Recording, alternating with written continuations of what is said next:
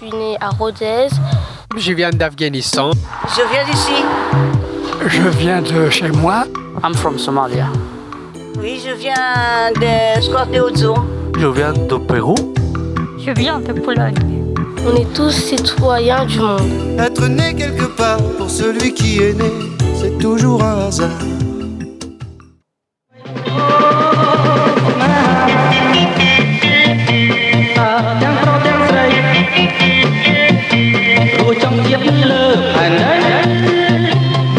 Bonjour Cambodge. Bonjour Cambodge.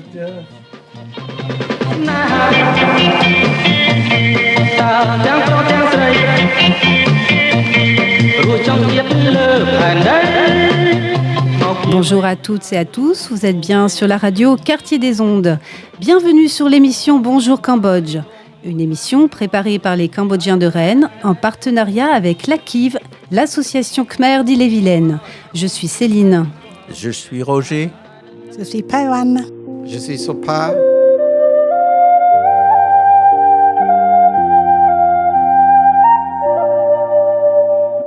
Les Cambodgiens de Rennes sont arrivés pour la plupart dans les années 80 et ont su s'intégrer en France tout en conservant leurs traditions. Plutôt discrets jusque-là, ils sont aujourd'hui prêts à se lancer dans l'aventure de la radio afin de partager leur culture. Et comme a souligné un jour Roger, qui est actuellement le président de l'association Khmer d'Ille-et-Vilaine, les Cambodgiens sont prêts à ouvrir le cœur. Et c'est avec Roger et les Cambodgiens de l'association que nous allons débuter cette première émission. Au programme aujourd'hui, l'actualité du Cambodge et des Cambodgiens dans le monde, des témoignages d'anciens réfugiés khmer, de la musique, de la cuisine et plein d'autres choses encore. Avec nous pour en parler, nos participants du jour. Bonjour Sopa. Bonjour Céline. Tu es cambodgien et tu nous parleras tout à l'heure de ton parcours et de ton identité de cambodgien en France, tout comme ta voisine. Bonjour Feivan. Bonjour Céline. Toi aussi, tu partageras avec nous un peu de ton histoire. Et tu es également la cuisinière de l'association, avec qui j'ai d'ailleurs beaucoup appris l'an dernier. Nous nous retrouverons plus tard aussi pour parler saveurs d'Asie et recettes ensemble. Mais avant tout, pour commencer, je laisse la parole à Roger qui va nous présenter l'actualité du Cambodge. Eh bien, l'actualité du Cambodge, il y a ce qui vient du Cambodge et il y a aussi ce qui est en France. Un fait politique nouveau vient de se produire à Phnom Penh. Le 22 août 2023, M. Hun Sen, 71 ans, ancien Premier ministre, vient de quitter le gouvernement pour la première fois depuis 38 ans pour être remplacé par son fils, M. Hun Manet, 46 ans, devant un nouveau parlement de 125 membres, constitué de 120 membres venant de son propre parti CPP et 5 membres venant d'un autre parti royaliste, le Phun Sang Pek. Un autre fait nouveau aussi, la nouvelle Assemblée nationale a élu une femme comme présidente le 21 août 2023, pour la première fois depuis son existence depuis 1946. Madame Kun Sodari a remplacé M. Heng Samrin, qui est le plus longtemps membre et président de cette institution depuis 1993. M. Heng Samrin était président du Parti révolutionnaire CPP, soutenu au pouvoir par le Vietnam depuis 1979. La dernière élection nationale en juillet 2023 ont été connues comme répressives. Les partis de l'opposition ne sont ni présents ni autorisés et il n'y a pas d'observateurs crédibles. M. Hun Manet est en général 4 étoiles dans l'armée. Il a obtenu un brevet de l'Académie militaire de West Point aux États-Unis en 1999 et un doctorat en économie au Royaume-Uni en 2002. À sa nomination, M. Hun Manet est relevé au grade de citoyen d'honneur Samdech Moha Bawor Thepadei par Sa Majesté le roi du Cambodge. Quelques jours après sa nomination, le nouveau Premier ministre Khmer, M. Hun Manet, s'envole pour son premier rencontre avec les dirigeants de l'ASEAN en Indonésie. entre le 14 et le 17 octobre 2023. Il paye 3 jours de son premier visite officielle en Chine communiste. Il confirme ainsi sa politique extérieure du Cambodge en prolongation avec celle de son prédécesseur père, M. Hun Sen, et du prince Norodom Sihanouk, inchangé depuis 1960. Actualité en France. À Rennes, une classe de danse royale, Khmer, Robam Prerik Trop, est ouverte au public au Centre culturel bouddhiste CCBR de rue Voyelle à Rennes. Elle est conduite par un docteur d'ethnologie, Lucie Labbé, qui a passé 20 ans de sa vie pour apprendre cette danse prestigieuse et ancestrale à l'Université des Beaux-Arts à Phnom Penh. Les renseignements et l'inscription seront donnés au CCBR. Et à Paris, un spécial événement pour vous, rapporté par Céline. En effet, Roger, j'ai eu l'occasion, lors d'un bref passage à Paris, de me rendre à la Grande Pagode de Vincennes, où s'est tenu pour la première fois un festival de street food cambodgienne. C'est organisé par le mouvement Sabai, lancé par un jeune franco-cambodgien. Et ce festival a été l'occasion de démontrer l'incroyable cuisine cambodgienne, qui est plutôt surprenante, pleine de parfums et qui pour le moment est assez méconnue en France. C'est donc un premier pas vers plus de reconnaissance.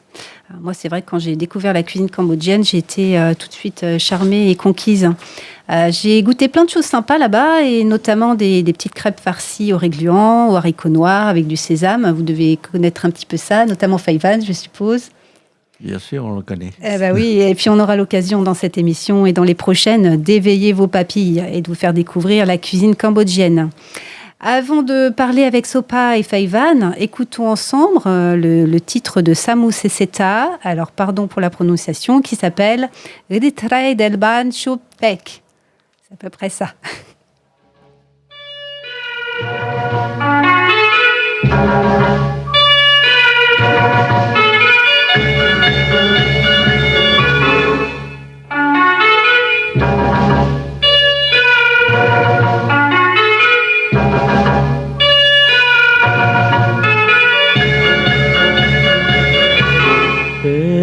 Hãy subscribe cho kênh Ghiền Mì Gõ để không bỏ lỡ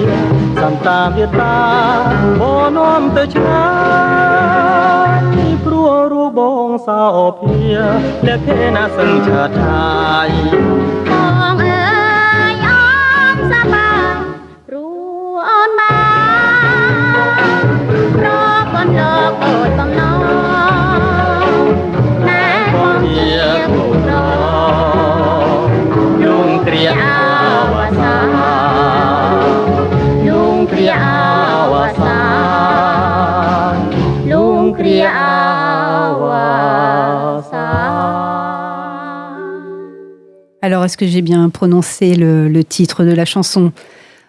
Je fais des progrès. C'est Retrait des Manchoupia.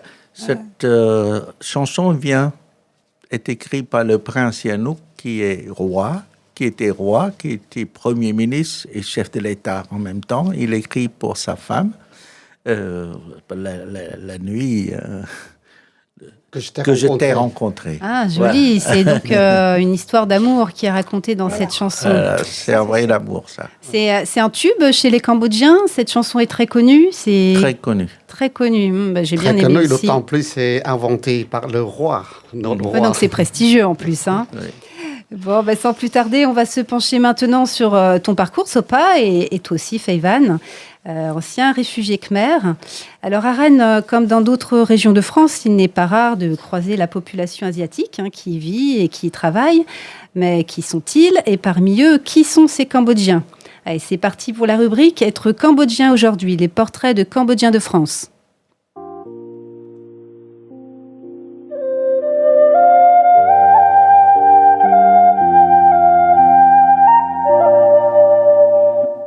Et c'est avec Sopa, ancien réfugié khmer, que nous commençons. Sopa, est-ce que tu peux te présenter en quelques mots? Comment es-tu arrivé en France? Oui, alors bonjour Céline et bonjour à tous. Avant de parler de mon parcours, j'aurais aimé faire connaître un petit peu et parler surtout de la communauté cambodgienne. Et pour cela, à savoir comment ils sont arrivés, notre communauté en France. Et pour cela, il faut remonter un peu sur le passé, surtout sachant que la France a accueilli les réfugiés politiques sud-est asiatiques à Rennes à partir du 13 août 1975 et sont hébergés au foyer Guis. Ils vont être à peu près plus de 1000 personnes, c'était le chiffre exact, 1116 personnes à y séjourner entre 1975 et 1980. Surtout arrivé massivement en 1976. Donc, je fais partie des personnes qui arrivent en décembre 1977 à l'âge de 17 ans. Ah, tu étais jeune foyer. Alors, ouais, d'accord. Ouais. Et donc, tu as vécu dans ce foyer en arrivant? Comment ça s'est passé? J'ai vécu à peu près 6 mois dans ce foyer-là. Et en arrivant, parlant très peu français, et la direction du foyer m'a envoyé à l'école dans laquelle je me suis trouvé parmi d'autres compatriotes pour apprendre la langue française. Et après ce parcours de l'apprentissage de la langue française, on m'a envoyé faire une préformation au centre de FPA, qui veut dire formation professionnelle adulte. Ça a été difficile pour toi, l'apprentissage du français? Tout au début, il faut dire que j'ai la facilité un petit peu parce que quand j'étais au Cambodge, j'avais niveau quand même 6e. Et au Cambodge, niveau 6e, on apprend déjà à lire et écrire français. Ah, on apprenait le français au Cambodge? Tout à fait. À l'époque, c'était une langue, deuxième langue pour le Cambodge. C'était Cambodge et la langue française. Et donc, c'est grâce à ça que j'ai une petite facilité d'apprendre la langue française. Et donc tu es arrivé en fait dans ce centre professionnel. Et qu'est-ce qu'on t'a proposé de faire comme formation pour toi? À l'époque, j'avais les deux choix. Soit faire mécanicien auto ou, je dirais, dans la menuiserie. Et par contre, j'ai la chance, à l'époque, je me suis engagé dans l'association Khmer d'Ille-et-Vilaine comme maître de danse. Et j'ai été contacté par un cabinet dentaire en orthodontie qui cherche des prothésistes dentaires, même en débutant. Donc, je me suis présenté et j'ai été embauché comme prothésiste dentaire en 1978. J'ai travaillé dans ce cabinet près de 12 ans et j'ai décidé de me mettre à mon compte, sur mon propre compte, en 1990 jusqu'à ce jour. Ah, donc du coup, ce que je comprends, c'est que parallèlement à ton travail, tu as animé des ateliers de danse à l'association, c'est ça? Oui. Et est-ce que tu peux nous parler un petit peu de l'association qu'on appelle l'AKIV, l'association Khmer d'Ille-et-Vilaine? Est-ce que tu peux nous en dire quelques mots? J'ai connu cette association dès l'arrivée déjà en France au foyer. Et cette association, ça a été créé officiellement en 1978. Et cet objectif, c'est permettre aux familles d'origine cambodgienne et à toutes les personnes intéressées par la culture khmer de se retrouver. Et aussi la facilité de l'intégration dans la société et promotion de la culture cambodgienne. D'accord. Bah oui, j'ai eu l'occasion d'aller à l'association et découvrir un petit peu toutes les activités proposées, notamment de la cuisine. Donc, on va y arriver bientôt à Feivan qui est à côté de moi. Bah, merci Sopa pour ton témoignage. Je voudrais ajouter un mot sur Sopa parce que depuis que je l'ai connu, il est dans la queue depuis son existence. Il devient le monument de la queue. Depuis plus de 40 ans, il est là, il est toujours là. Il est maintenant vice-président, premier vice-président de l'association. D'accord. Voilà. Un petit peu une grande figure aussi de l'association qui est à côté de moi, c'est Feivan. Oui. Alors, Feivan, tout comme Sopa, est-ce que tu peux te présenter en quelques mots? Est-ce que tu peux nous dire un petit peu à quel moment tu arrives en France? Vers quel âge? Je suis venue enfant depuis 1984. D'accord. Et du coup, tu arrives à Rennes aussi. Est-ce que tu as été dans le même foyer que Sopa? Non, c'est pas. Je suis allée comment ça s'appelle? À Vallon. Ah oui, tu m'avais expliqué avant de préparer l'émission que tu étais allée dans beaucoup de villes de France, dans le sud, à Lille, etc. Tu as été un petit peu partout. Oui, un petit peu partout. Et il me semble qu'en France, en fait, tu as rencontré ton mari, c'est ça? Ton futur mari. Et vous êtes mariés dans quelle ville? Je suis mariée à Tourcoing. À Tourcoing, d'accord. Ouais. Et comment vous êtes arrivés à Rennes alors? C'est ma belle-mère, elle vient à Rennes avant nous. Ok, donc en fait, vous avez rejoint tout simplement la famille, hein, et c'est là que tu es arrivé à Rennes. Et est-ce que comme Sopa, tu parlais déjà le français quand tu es arrivé en France? Du tout. Donc tu as dû apprendre, et t'as trouvé ça difficile, toi, l'apprentissage du français? Un peu pour moi. Et il me semble que c'est encore un petit peu difficile. C'est difficile aussi. Oui. Donc en fait, quand tu es arrivé en France, tu as trouvé aussi un travail. Qu'est-ce que tu as fait comme activité? Le travail pour moi, j'ai fait la couture. Tu as fait de la couture n'importe. Et après, tu m'as expliqué que tu as eu une vie de famille avec des enfants, que tu t'étais arrêtée de travailler, c'est ça? Oui, c'est ça. Et à Rennes, après? Oui, c'est à Rennes. Je travaille avec entreprise, comment ça s'appelle? MCI. MCI. Ouais. Je travaille avec eux. Après, j'ai arrêté pendant 2-3 ans. Après, j'ai trouvé le travail dans l'école militaire à Cesson-Sévigné. Ok, et après, de ce que tu m'as raconté, après la couture, tu as un petit peu changé de voie et tu as plutôt fait de la cuisine, c'est ça? Un peu. Et il me semble aussi que tu fais de la cuisine dans l'association. On en parlera tout à l'heure. Sopa et Feivan, j'avais une petite question un petit peu à vous poser, puis même à toi, Roger. Comment vous vivez le fait d'être cambodgien en France? Qu'est-ce que c'est de votre identité cambodgienne en France? Comment vous la vivez, en fait? Peut-être Sopa? Une bonne question. Et cette question-là, je me suis déjà posée, se dire qui je suis par rapport entre les deux pays. Et je m'imagine plutôt, comme j'ai déjà parlé à certaines personnes, en disant que le Cambodge, il représente le papa, c'est mon père. Et la France, c'est ma mère adoptive. Entre les deux pays-là, je me suis fait une bonne intégration en sachant que quelque part, sur les deux pieds, j'ai l'équilibre parce que j'ai le papa, j'ai le papa et j'ai la maman. Et cette histoire-là, et c'est aussi une histoire personnelle. Mon papa, quand j'ai quitté, il est resté au Cambodge. Il est décédé à l'époque de Khmer Rouge. Et on a quitté avec ma maman. Donc, maman est vivante, elle a vécu en France. Vous voyez, donc cette parallèle entre le papa au Cambodge, maman en France, et la France, c'est ma mère adoptive, et le papa paternel génétiquement. Et avec ça, aussi, l'histoire que je voudrais faire partager quand je vais au Cambodge, c'est par nostalgie. Et quand je suis arrivé au Cambodge, à un certain moment, je pense à la France. Elle me manque aussi. Parce que j'ai la maison en France, j'ai la famille en France. En fait, c'est l'équilibre des deux pour moi. c'est comme ça que je revois mon intégration entre la France et le Cambodge. La France et le Cambodge, en fait, ça fait comme un mélange. En fait, tout est relié. En fait. Ouais, c'est une histoire de vie.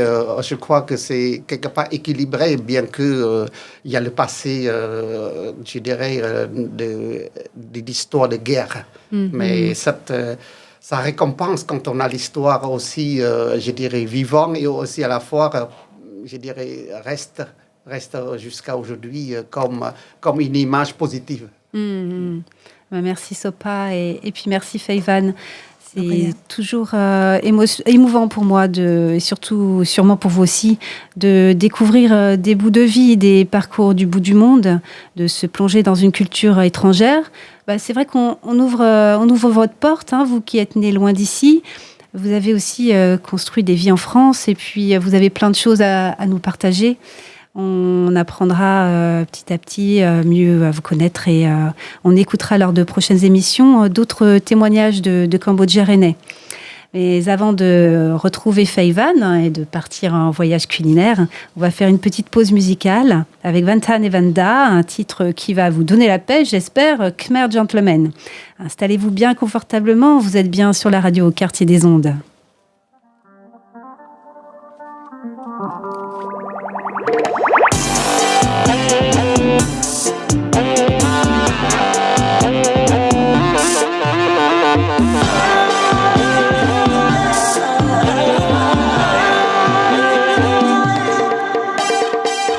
ផ្នែកបើកផ្នែកក៏ចូលឆ្នាំថ្មី2023នៅទៅតាមលួងស្រីអូនក៏ចិត្តរឿងមុខមានមុំស្នេហ៍តែអូនមិនបែកតីហេតុអ្វីមិនថាបងស្ទីលពេកមិនសមនឹងរូបស្រីមែនក៏អីបងឈ្មោះវ៉ាន់ថាននៅកំឡោះស្រុកខ្មែរអ្នកស្រុកបងក៏គេថាលយដែរលេងភ្លេងខ្លាំងថាមិនបាច់ពាក់ចាយឆាយភ្លេងខ្មែរមិនខ្វះទេស្រីញ៉ែចាប់ពេលមានខ្សែតែបងអត់មានអូនចូលឆ្នាំខ្មែរអូនក៏មុខស្រពូនតែណៃបងឲ្យទៅមើលទីម៉ូដាក់ទុងទ្រុងឈោអូនណាយខូចចិត្តព្រោះអ្នកណា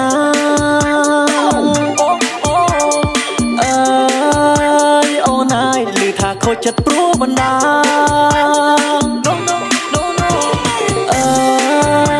អូនណាយជារឿងធម្មតា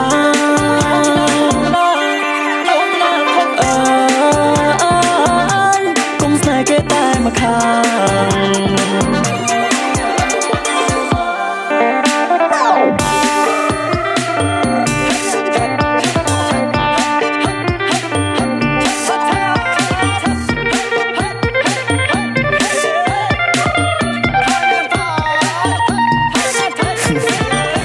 ស្ដាប់ខ្ញុំសិនរឿងនឹងក៏បែបនេះនាងតាមខ្ញុំក្តិចមួយដូចទល់វីកេតពីនាងខ្ញុំទល់លបឿនអូត្រីហើយហត់ហត់ពេកខ្ញុំហឹមម៉ូតូដុកជីតាមអើយតាមអីក៏តាមយ៉ាងនេះនាងនិយាយច្រើននឹងមិនសិនចាក់ឌីចង់ទុំម៉ូតូចោលទៅហើយលមកជីស្ដាប់ខ្ញុំនិយាយតរឿងហេតុដូចបែបនេះខ្ញុំឈ្មោះវ៉ាន់ដាកំឡោះស្រុកខ្មែរនៅស្រុកខ្ញុំក៏គេថាលយដែរតើខ្ញុំសងខាងមកថាមានបច្ចុយស្នេហ៍ជារឿងអេមដែរពេលដែលរលភ្លេងខ្មែរចូលចិត្តតាមគេតែមិនចង់គេតាមហាមគេតែមិនចង់គេហាមអត់តន់ដល់គូព្រោះមិនតន់អាយុ30អត់គូមុនគិតខ្លះបែរនេះបងអើយជាកំហុងនេះណាអូបងអើយនាងនៅវ័យសិក្សានាងនៅរៀនទេបងតោះរៀនចប់សិនចាំនិយាយរឿងស្នេហ៍ក្នុងចិត្តបងខ្លាចអត់ធ្លាក់ប្រចាំខែចាំការនៅរៀនក៏បងធ្លាប់ធ្លាក់ដែរធ្លាក់ក្នុងមន្លងស្នេហ៍ចាស្នេហ៍ច្រើនពេកចឹងមិនរៀនអត់ប្រកែតែឥឡូវគឺវាផ្សេងវាស្នេហ៍មិនឃើញខ្ញុំមិនខ្លាចជាអ្នកភ្លេងអត់មានគេអញ្ជើញឲ្យពីមុនចាំពេលអូនក្រមុំបងចង់វានេះយកទុនអូនណាយខូចចិត្តព្រោះអ្នកណា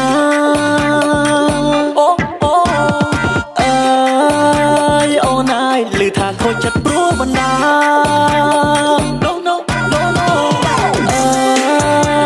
អូនណាយជារឿងធម្មតា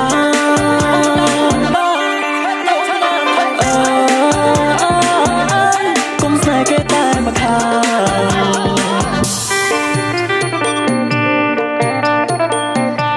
Partons maintenant en cuisine avec Feivan. La cuisine cambodgienne, elle est plutôt méconnue en France, hein, comme on le disait plus tôt dans l'émission. C'est vrai qu'en France, on connaît plus facilement les cuisines thaïlandaises ou vietnamiennes. Mais du côté du Cambodge, il y a aussi une histoire culinaire très riche. Feivan, est-ce que tu peux nous dire quelles sont des recettes que tu aimes bien, typiquement cambodgiennes? Un samlor. Samlor, alors je crois que samlor, ça veut dire soupe. Oui, c'est la soupe, voilà, c'est ça. Et qu'est-ce qu'on a dans cette soupe alors? Soupe, déjà, samlor mchu qui veut dire acide, le goût acide. Donc, le goût du soupe, il y a le goût d'acidité. D'accord. Et il y a des légumes particuliers dedans. Il me semble, c'est des liserons, c'est ça? Oui, c'est ça. Ouais. Le trocoun. Ça ressemble à des longues tiges, hein, qu'on cuit un peu comme les épinards. On appelle le trocoun en cambodgien. D'accord. Et donc, une autre petit plat qu'on aime bien du côté des Cambodgiens, ça pourrait être... Prahokti. Prahokti, ça. Prahok, je crois que je prononce à peu près bien. Il me semble que c'est du poisson, c'est ça, Sopa? Oui, c'est du poisson fermenté. Normalement, on fermente le poisson au moins 3 mois de fermentation. Et le poisson, à l'époque où on le trouve, c'est en fait le Cambodge, il y a le lac Tonlé Sable. Là où il y a les plus riches des poissons, le côté d'Asie. Parce que c'est un grand lac, le plus grand de l'Asie. Et là où il y a beaucoup de poissons. Et de l'abondement de poissons, c'est comme ça, on fait, pour réserver le poisson, il faut fermenter. Comme ça, on peut garder toute l'année, ou même 2-3 ans de fermentation. Et cette prahok-là, on l'utilise énormément dans la cuisine. C'est un ingrédient de base alors dans la cuisine cambodgienne. Oui, tout à fait. Cette recette-là, en fait, c'est vrai que Feivan me l'avait préparée spécialement pour moi et j'avais vraiment adoré. Et ça sentait très fort. Hein. Ça sent très fort, c'est vrai. Ça sent très fort, mais au goût, c'est très très bon. Et, très bon, voilà. J'ai hâte d'en manger bientôt à l'association. Ouais. Et le prahoktis, du coup, ça se mange avec quoi alors? Avec du riz. Avec du riz, des légumes, c'est ça? Des légumes. Quel genre de légumes? Légumes comme le carotte, aubergine ou concombre. D'accord. Haricots verts ou quoi comme ça. Je me souviens, c'est ça, c'est des légumes crus qu'on va tremper dans cette petite mixture à base de poisson et qu'on va manger comme ça. Et donc avec du riz. Et du coup, ça fait une très bonne transition parce que le riz, tu en parlais et justement, tu as une petite recette toute simple à nous partager aujourd'hui. Qu'est-ce que c'est? C'est du riz cantonais. Du riz cantonais. Alors ça, c'est une recette qui est assez connue, assez globale, qu'on trouve dans toute l'Asie. Alors, comment tu la prépares? Comment tu prépares, toi, ce plat, Feivan? Par ce plat-là, le riz cantonais, au bout, je cuis du riz. Il y a du riz, il y a... il y a combien d'ingrédients? C'est pas ça. Il n'y a pas minute, il n'y a pas seconde, là. Oui. L'ingrédient, je crois, il y a ail et sel, poivre, petit pois. Ah oui, la sauce magie, c'est important. Oui, vous en mettez beaucoup. Petit pois et jambon. Ah oui, et puis l'omelette aussi. Ouais, des œufs, c'est ça. Les œufs aussi. Ah oui, j'avais lu à un moment donné le riz cantonais. Il y en a qui le préparent en mettant les œufs directement dans le riz et ils font cuire l'omelette directement. Et toi, je crois, Feivan, tu fais l'omelette à part, il me semble. Moi, je fais à part. Tu prépares les œufs à part et tu mélanges après dans le riz. Voilà, c'est ça. Voilà, vous trouverez de toute façon toute la recette de Feivan sur le site de la radio après. Voilà, merci Feivan pour cette recette. En fait, on a déjà faim. Notre émission touche à sa fin. Merci Roger de m'avoir accompagné tout le long. Entre parenthèses, c'est que si les auditrices qui veulent goûter ça, période de fête, ils peuvent en profiter et participer avec nous. Comme ça, il aura les goûts du riz cantonais. C'est une bonne idée tout ça. Merci à tous d'être venus aujourd'hui. Merci Sopa, merci Feivan, merci Roger. Roger, un petit mot pour clôturer l'émission. J'invite à tout le monde qui nous écoute de participer à notre émission pour permettre de connaître la communauté et puis toute la culture. Donc, oui, toute la culture. Et ça, c'est notre mission d'être ici aujourd'hui. Alors, à la prochaine fois. On remercie tous les participants, toute l'équipe de la radio Quartier des Ondes. Merci Alan pour la partie technique et les conseils. On espère que vous avez passé un agréable moment avec nous. On se retrouve le mois prochain. On parlera sûrement de la grande fête qui se prépare pour les Cambodgiens, qui s'appelle Le Ptiumben. Ptiumben, la fête des ancêtres. Mais n'hésitez pas à nous donner votre avis si vous souhaitez aussi aborder un sujet particulier. Et si également vous êtes cambodgien-rennais et que vous souhaitez participer au programme, on vous attend au micro. Vous retrouverez toutes les infos, nos coordonnées, le podcast de l'émission, la recette sur le site de la radio Quartier des Ondes. Et comment on dit au revoir en cambodgien? Plia. Chomolep Lia, c'est ça? Allez, à bientôt. À bientôt. À bientôt. Au revoir.